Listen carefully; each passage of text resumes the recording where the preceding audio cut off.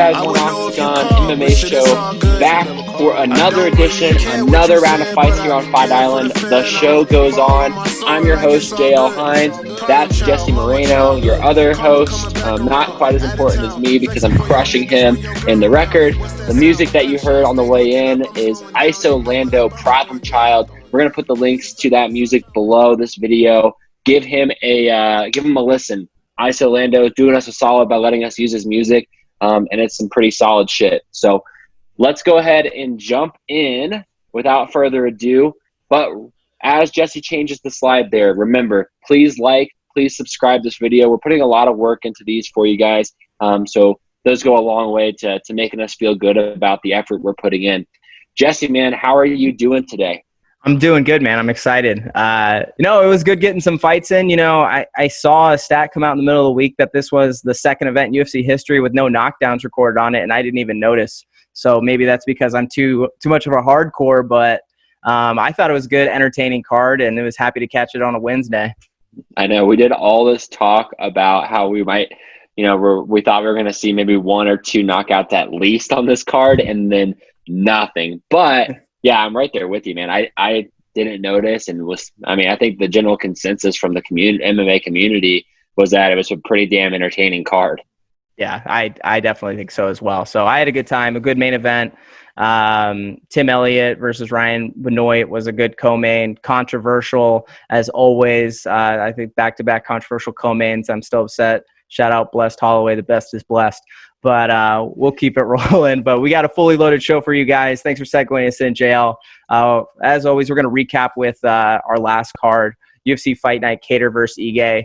Then we're looking ahead to fights tomorrow. We got UFC Fight Night Figueiredo versus Benavidez. We're going to break down the whole card in 15 minutes, then go head-to-head on Figueiredo versus Joe Benavidez, and also the co-main of Kelvin Gastelum versus Jack Hermansson. Little shorter of an episode today, but before we dive into all of that, I want to recap our giveaway. I got some questions on Twitter. I got some questions online of how it goes. We are giving away 2 copies of UFC 4. We're going to announce it at the end of the month, right after our home versus Aldana card. How you do it is first you have to like the video. Go to our YouTube channel, like the video. Then comment below what you thought of our picks, whatever you want to do. Tell me how much you love my picks and how much better I am than JL at this. I don't care. Then subscribe to our channel. We're going to go through the comments. We're going to check our subscribers and our likes, and we're going to pick 2 people to send UFC 4 to. We'll DM you. You tell us whether you want it to be Xbox, PS4. I'll even hold off for a PS5 for you or an Xbox. Yes, we will. Sorry. No, I'm saying like the Wii, the gaming console. If you guys want it on Wii, if they make it on Wii, we'll get that for you. If they make it on Nintendo 64, we'll figure out a way. So that's how you do it. Again, guys, you gotta like the video, comment below, and subscribe to our YouTube channel. So without further ado, let's look back to Wednesday night, Kattar versus Ige. In my opinion, like we said earlier in the show, really good fight night. A fantastic main event. Fantastic main event. If you watched our last episode, JL had it amazing as far as his calls during the night. So I'm sure he's excited to talk about that. But JL, I'll kick it to you. I got 5 bullets here that I thought were good points on here, but what was your biggest takeaways on the fight before we run through it? Man, Lazzez, he stole the show, in my opinion, as someone that came in being a massive underdog. You and I both thought that Razak Al Hassan, right? Yeah, Abdul Razak Al Hassan. Yep, was gonna knock him out, and we even had that as a play. But I was thoroughly impressed by the showing that Lazzez put together. I thought that kind of stole the show on the night, and then Kattar did what everybody thought he was going to do. The only big disappointment there was we didn't get a knockout, but it just really speaks to, how tough Dan Ige is. Benoit and Elliott, I won the bet, so I'm okay with that. Kind of went how I expected it to go. Maybe Benoit gave a little bit more effort and did a little better than I thought he was going to, but we'll take the W there. Jesse, what are your thoughts on that? It's kind of just high level from me, and I was, definitely definitely had a couple brewskis. So it's a little bit foggy in my mind right now, but I'm trying to remember everything that I was impressed by on Wednesday night. I think you're right from the top, though. I think Lazaz probably won the most fans at everybody on this card. I think everybody thought he was a lamb out to slaughter against Abdul Razak Al-Hassan, and then Lazaz put on a show, had a little swag about it, too, as he shook the head, 8 shots that we've seen nobody been able to eat. I even went as far as to call him the Francis Ngannou of the 170-pound division. That's Razak Al-Hassan, and then I ate my words, but not a good night for me overall as far as my picks, but my live betting really did save me. I think now the live betting, and we'll talk about this more as we move into our breakdown of the next card, is a big opportunity right now. I think the bookies are a little slower than usual right now on Fight Island because I think a lot of it has to do with they're sitting on the same reception as us when it comes to watching Fight Island. They don't have an in-person bookie there. So guys, take advantage of that right now. So on these next cards, but I love the Jojua submission. I thought that armbar was beautiful. She made me eat my words again on somebody that I maybe underestimated a little bit. Rivera did what JL called good breakdown by JL. Stamen just didn't have the tools. And then I think Calvin Kattar really showed that at 145, he's probably the number 3 guy in there. I think you got to run Volkanovski and Holloway back even for a third time. But Kattar's is probably one of the best boxers in MMA right now, and his ability to keep distance with the jab and then change up the speed of his combinations so that he couldn't really tell what was coming, and he made adjustments on the fly. I loved what Kattar did there to win that fight against Ige. Yeah, I mean, I saw some people on Twitter saying that Ige won the first 3 rounds, which I just thought was absolutely absurd. And I don't think that many people had that opinion, but I think Ige stood in there. He did really well, in my opinion, in those first 3 rounds, where I had it 2-1 Kattar, with I think Ige stealing the second one there. But ultimately, the only thing that had me a little bit concerned for a moment was when Kattar's nose started to, obviously it was broken coming in, and then when it got cut up and it looked like that might become a hindrance for him. But he was able to protect that from that point forward. And then, I think he was, well deserving of the win. I do agree with you where I think he's a ways away from being at that Volkanovski Holloway level at this point. So he's definitely got some stuff to work on, but looking forward to the next time we get to see him fight. So. Absolutely. I think there's a gap at 145. This happens in divisions sometimes where there's 1 or 2 guys that are head and shoulders above the rest. And I think that's where Volkanovski and Holloway are.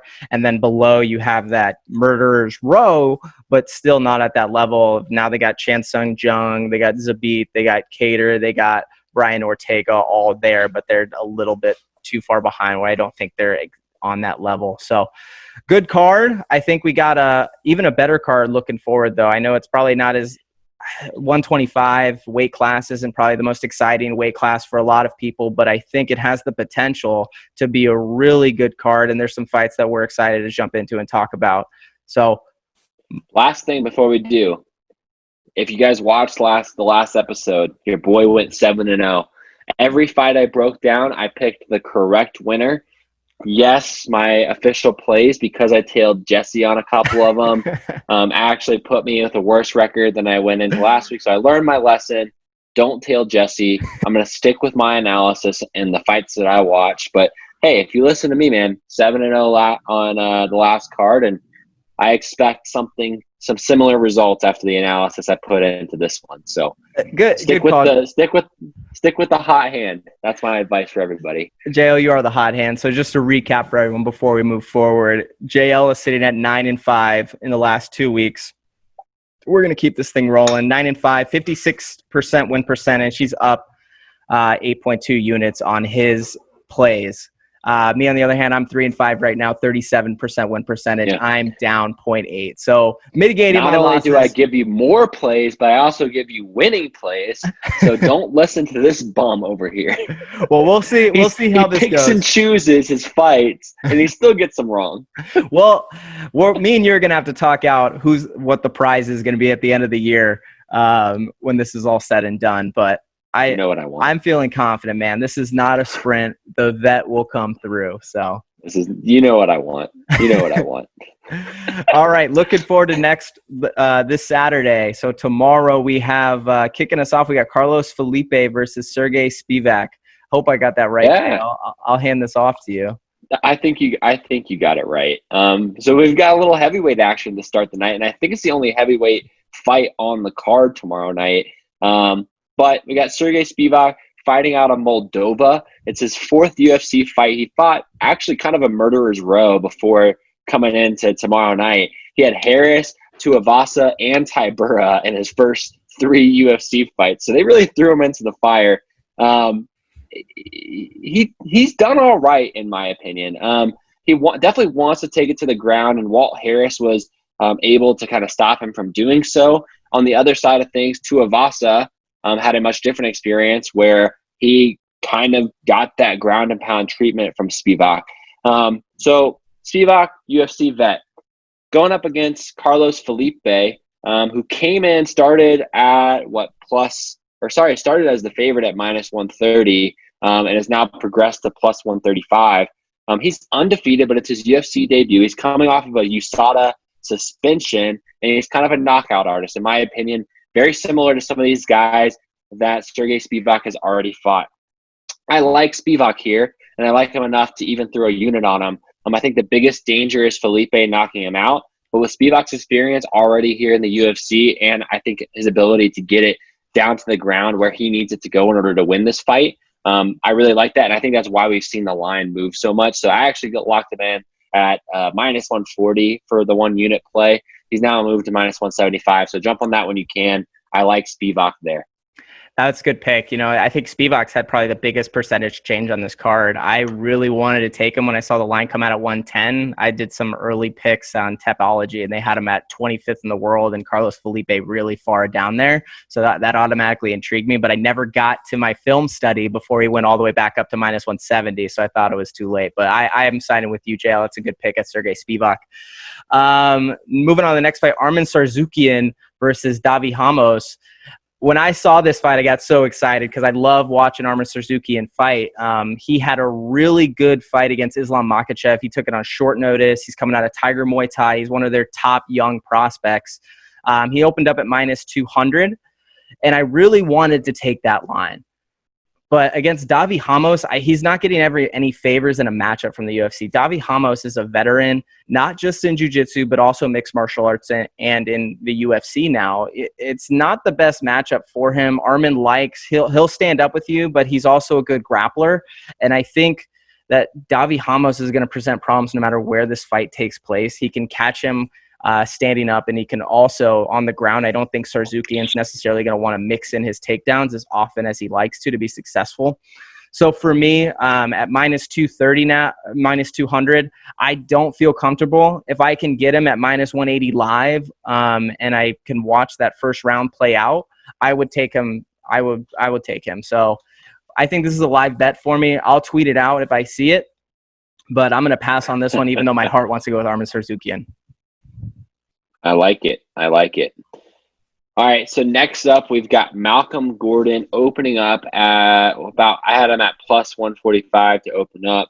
Jesse actually had him at +115, so you might have grabbed it a little later than I started doing my research there. But obviously that line has moved quite a bit where he's even more of an underdog now. Amir Albazi sitting at -160 currently. I think these are 2 fighters making their UFC debut. Gordon hasn't fought since April 2019. His last fight, he got rocked before getting it to the ground and getting the sub. So that was impressive and was able to bounce back into it. But Albazi is a very hyped prospect out of London. He has a history of getting finishes and has specifically a history of getting finishes on the ground. And with Albazi being the fave, since he brings more on the feet as well and also has that ability to get those submissions on the ground, in my opinion, I'm saying no bet on this one, but Albazi would be the play if you do want to make that bet. I'm not pulling the trigger just because it's 2 fighters making that UFC debut, so I'm personally staying away. But I do think Albazi is going to win that, and I think Vegas has it right with the favorite. Yeah. Moving to the next fight, Montel Jackson versus Brett Johns. I think Montel Jackson is probably the hottest prospect that you don't know about. Montel Jackson, he actually fought Ricky Simone he was in the UFC, he was 6-0 fighting Ricky Simone with only a year of professional experience. So Montel Jackson has been thrown into the fire early, and Ricky Simone's his only loss in his MMA career. Another weird fact that I don't think you should rely on betting, but it's interesting to throw out there, is Montel Jackson fighting at 135 has bigger hands than Francis Ngannou. This guy is athletically gifted, and that's something you should absolutely take away. He is fighting a veteran in Brett Johns, but I think Montel Jackson has fought the better talent up to this point with wins over Brian Kelleher, Andre Sukumtop. He had a good win back in January as well. So for me, Montel Jackson at minus 160 is you got to snag it money. I was able to grab it at about minus 200. I think it's just going to keep climbing once people get their film study in and once the smart money starts keeping piling in a little bit more. I know we're the day before the fight, but Montel Jackson, I grab him as high as that minus 220 right now. I think he's going to be able to control where this fight takes place. He's not bad stand-up. Brett Johns is going to be able to use what he does. Fun fact about Montel Jackson, I'll throw at you one more time. He's averaging 4.5 strikes to his opponent's 1.9, I believe. So he's outstriking his opponents more than 2-1. So Montel Jackson all the way. I put a 1-unit play on Montel, first official play of the night. Right on. And so I think that brings us then to Mr. Joe Duffy versus Joel Alvarez. Joe Duffy opening as a massive favorite, continuing to progress as a favorite since the lines first came out. Duffy is coming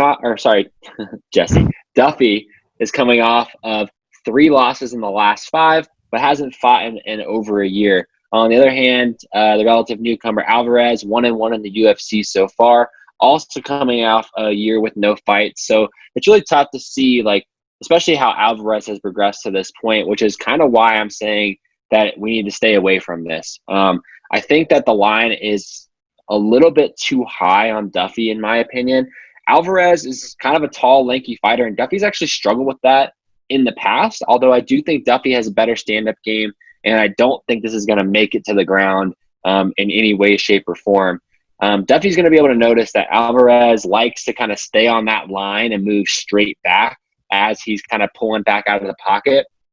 And that's why I think Duffy is the favorite here, but I do feel like he's a little bit too much of a favorite. And you kind of got to like a guy who's only 1-1 in the UFC after a year of not fighting to maybe have corrected some of those trends that have done him dirty in the past. And that's why for me, it's a stay away. I don't like a minus 345 line, especially if I haven't seen the guy fight in over a year. So it's a stay away, but if I had to make a pick, I'm going Duffy there.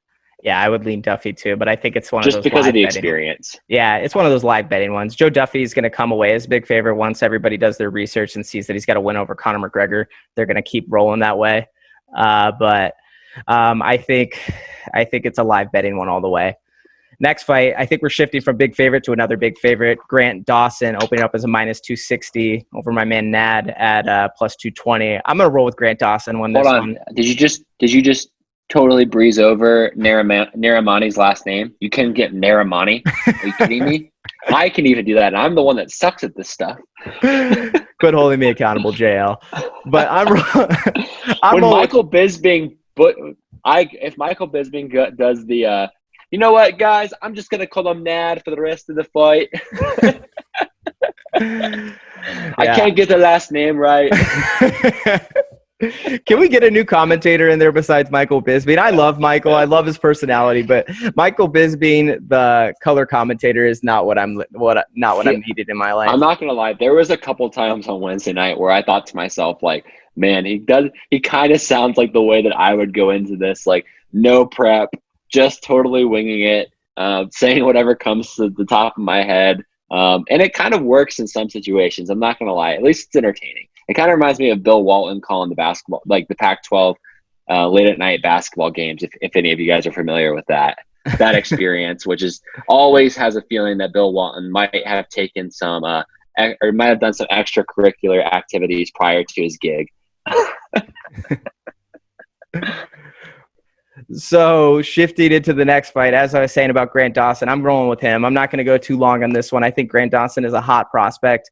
I think minus 260 was probably a fair line. And the fact that it's going the other way, I don't understand why. Grant Dawson, although not fighting the best competition, has been dominant in most of his fights. I think he's going to run through Nad for an easy victory on this one.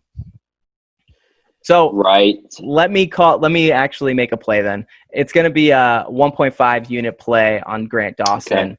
I got him at minus 225. That's your first play of the night, isn't it? Second. I took Montel with 1 unit. Gotcha. Awesome, man. I think you might actually outplay me this weekend, at least in terms of volume.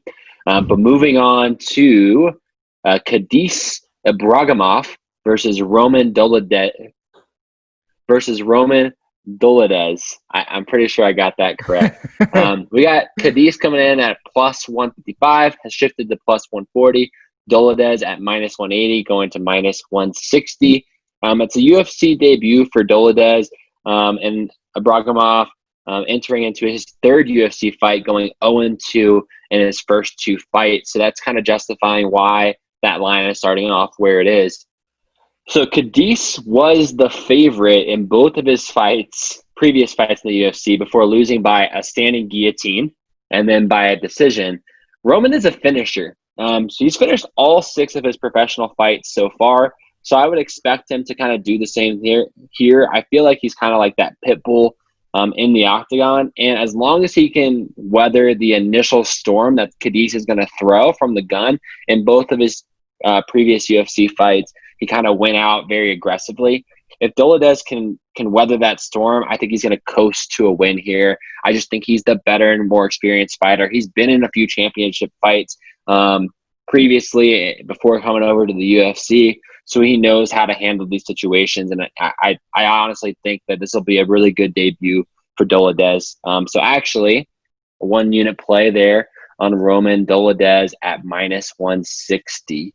Is that an on-the-fly play? Is that an on-the-fly play? No, that's a pick. That is a well-researched. I watched 3 YouTube videos on Roman Dolidez. Hey, man, I'm sorry I didn't tell you ahead of time that there's going to be some deep diving on the dark web to find some of these fights, even in the dark side of YouTube. I really appreciate shout out MMA Share. That has been an absolutely incredible site. Appreciate you guys. All right. So next fight I tried paying for Fight Pass and I legitimately can't navigate it. So I mean, maybe I'm an idiot, but like I really can't figure out how to find anything on there. So sorry, man. The Google search is the way to the promised land of finding the film, especially on these Fight Island cards where we've got a bunch of people who have never fought or fought very little in the UFC before. So it's hard to find that tape for sure. All right, so look at the next fight on the card. It's another flyweight fight on here. So I believe it's our second flyweight fight on the card. Askar Askarov versus Alejandro Pantoja. Starting with Askar Askarov coming up, so plus 155. He's now shifted to a plus 170. Askar's coming off a win over Tim Elliott, which I think is actually helping him in these odds. But for me, a win over Tim Elliott in 2020 is not really saying all too much on there. Sorry, Ryan Benoit. But Askar, at the same time, he does have good fundamentals. Is where his game's rooted. So it makes lost. That makes it sound even worse for Benoit. Broken knuckle or something. I don't know what the fuck was up with I know he only had a left hand in the 3rd round, but Askar Askarov, he's got good fundamentals, which leads me to believe that he's going to be able to go in the UFC for a long time. But at the same time, I think he's running into a brick wall here with Alejandro Pantoja. Pantoja opened up at minus 180, and I think the minus 200 line where he's at right now is a little more honest of a line for what represents him, and that's where I took him at. I did a 1.5 unit play on Pantoja at minus 200. Ooh. I think he's just really dangerous. I think he can neutralize Askarov on the feet, and when he goes to the ground, he's going to outclass him. So I got Pantoja 1.5 unit play at minus 200. All right. Here is a fight I'm actually very excited about with Ariana Lipski versus Luna Carolina. So the lines moved a little bit. We've seen Luna Carolina actually move to a favorite, where actually even before the opening line that Jesse has here, she had shifted almost immediately to being an underdog, and Lipski had shifted to being the favorite. Still basically even odds here. Luna coming in on, or sorry, Luna. I think it's actually Luana, Jesse. Just FYI. All right. I'm leaving. Luana coming in on a 6-fight win streak, including a win in Dana White's Contender Series. Her last fight, though, was in May 2019. So, again, another fighter coming off of over a 12-month layoff. She got some high striking numbers. She has 100% takedown defense. Now, on the other side, with Lipski, it's her 4th UFC fight. She finally got her first win there in November 2019. So she fought, a little bit closer to the time that, we're here in I'm going to start that over.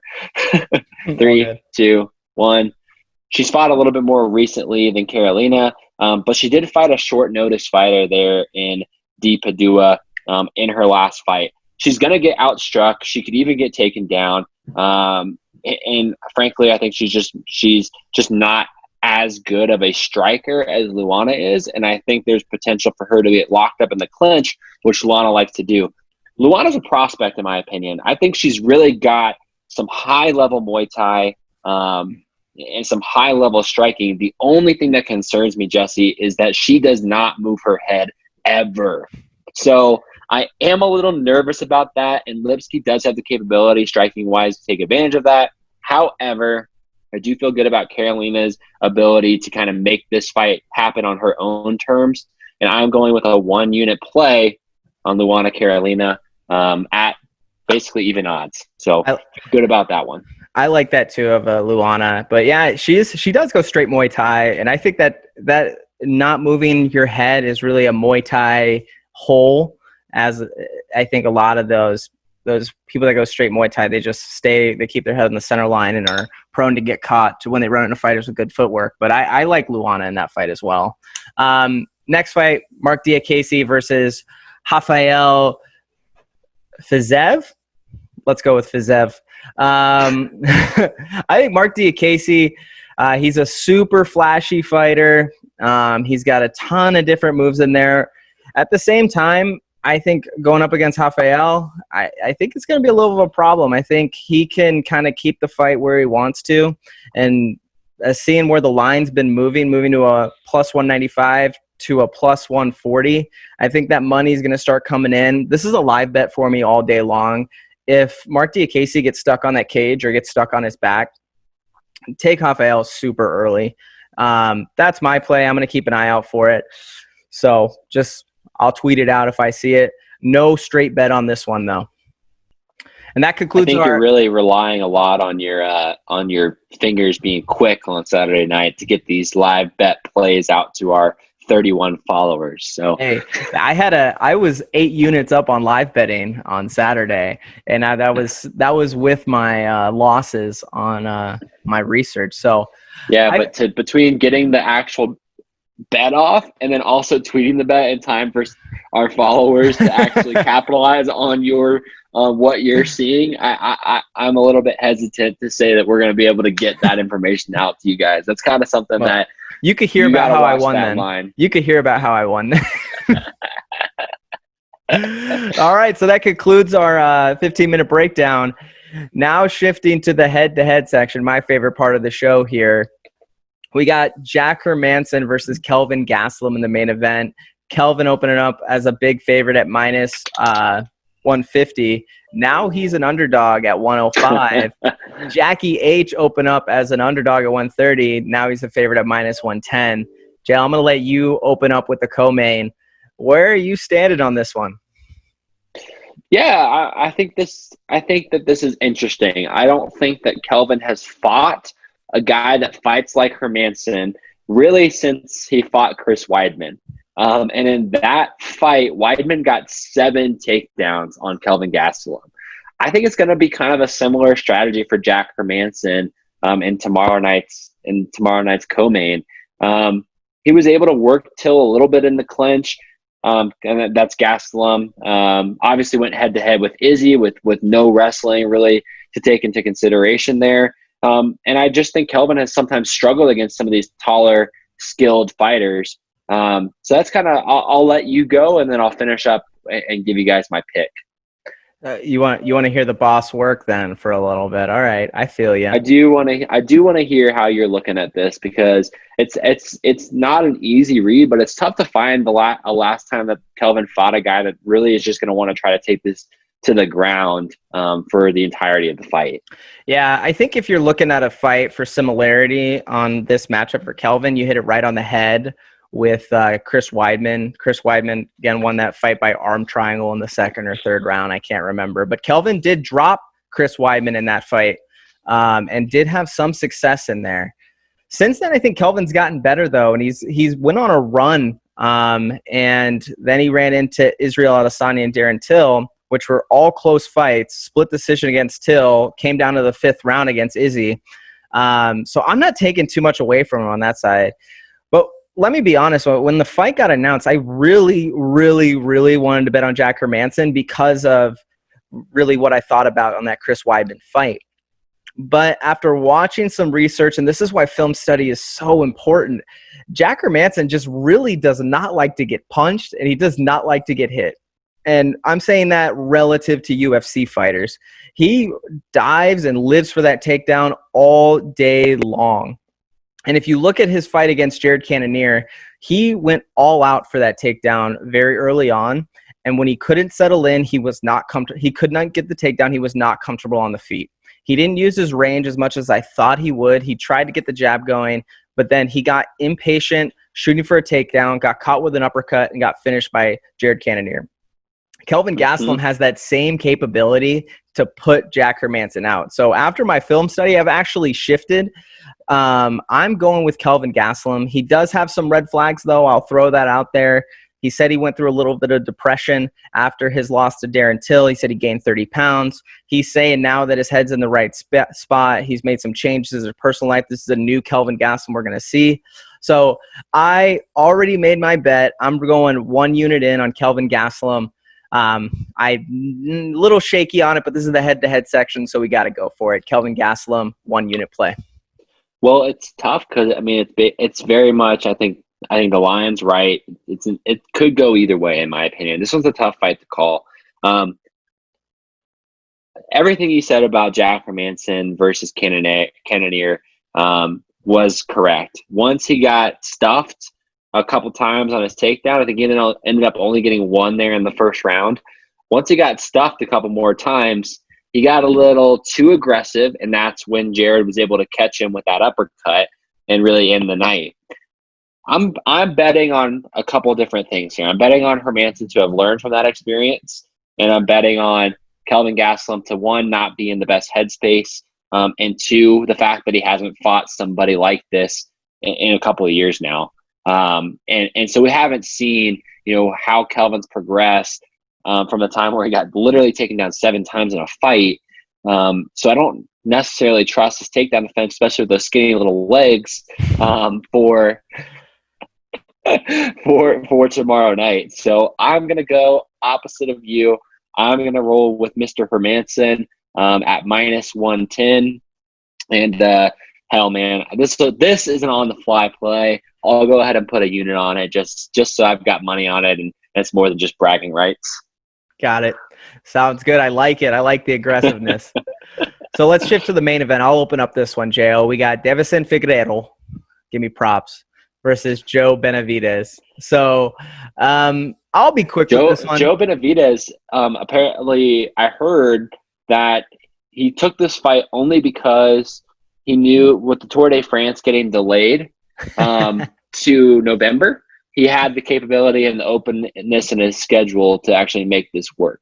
The joke there, guys, is that he looks like he should be riding the Tour de France, not fighting in the UFC. Based off of his interviews that he was doing. I don't know what he was wearing that day. If you catch those interviews. All cap and shorts. Yeah, I don't know, man. I don't know what that was about. But I don't know. Maybe Megan O'Leary's into it. I don't know. Anyways, I can cut straight to the point in this one. Hold on. Is this the guy that Megan O'Leary is married or dating or what? Yes, this is her husband. Excuse me? Yeah, this is her husband.